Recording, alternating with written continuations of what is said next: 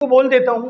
भूमि से 60 मीटर की ऊंचाई पर एक पतंग उड़ रही है। पतंग की डोरी को अस्थायी रूप से भूमि के एक बिंदु से बांध दिया गया है। भूमि के साथ डोरी का झुकाव 60 डिग्री है। ये मानकर कि डोरी में कोई ढील नहीं है। डोरी की लंबाई ज्ञात करो। यानी इस प्रश्न में हमें डोरी की लंबाई ज्ञात करनी है। कभी भी ध्यान रहे, पतंग वाला प्रश्न आए, आपको समकोण त्रिभुज बनाना है।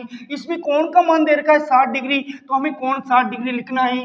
डोरी की लंबाई हमें पूछ रहा है। याद रहे, जब भी हम पतंग उड़ाते हैं तो डोरी की लंबाई हमेशा कर्ण का रोल करती है। मैं जैसे ये इंसान बना दिया और ये पतंग बना दिया, तो डोरी की लंबाई हमेशा कर्ण का रोल करेगी। 90 डिग्री के सामने की भुजा को क्या कहते हैं? कर्ण। और जब भी गणित में कोई संख्या को मानते हैं तो हम जनरली एक्स मानते हैं। तो हमने डोरी की लंबाई को एक्स मीटर मान लिया। और ऊंचाई दे रखी है पतंग की 60 मीटर, यानी ये जो मकान बना हुआ है उसकी ऊंचाई दे रखी है 60 मीटर। तो हमें ऊंचाई दे रखी है, डोरी की लंबाई हमने मानी और कोण दे रखा है। अब हमें क्या करना है? ये तो हो गया लंब और ये हो गया कर्ण।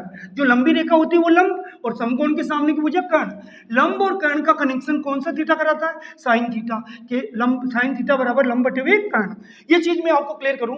एक लाल कक्का होता है, उसमें क्या होता है कि सबसे जो पहला मान होता है वो साइन थीटा का होता है। अब साइन थीटा के नीचे देखिए, एल का मतलब लंब, के का मतलब कर्ण। तो ये तो लंब और ये कर्ण, निश्चित रूप से ये सूत्र लगेगा, साइन थीटा बराबर लंब बटे हुए कर्ण।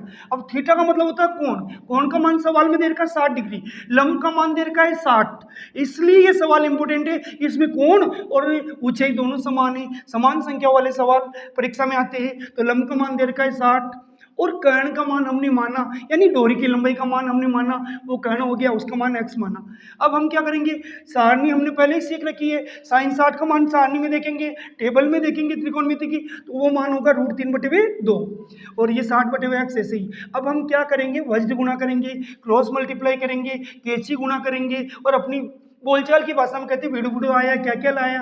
तो देखिए √3 x की तरफ देख रहा है, x √3 की तरफ देख रहा है। वज्र गुणा करने पर दोनों पास पास आ जाएंगे। 2 60 की तरफ देख रहा है, 60 2 की तरफ देख रहा है, दोनों गुणा हो जाएंगे। अब √3 x को ऐसे उतारा, 6 दूनी 12, 0 का 0, यानी 60 को 2 से गुणा किया 120। हमें चाहिए x का मान, जो संख्या नहीं चाहिए उसे नीचे लाइए। अब आपको ध्यान रखना, नीचे रूट की संख्या कभी अच्छी नहीं लगती।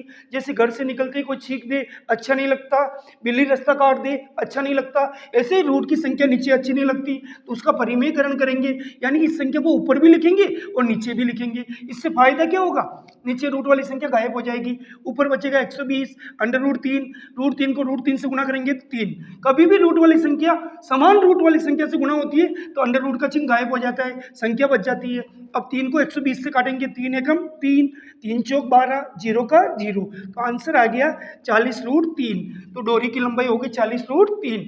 अगर आपको मेरी पढ़ाई समझ में आ रही है, कृपया मेरी पढ़ाई को शेयर करें और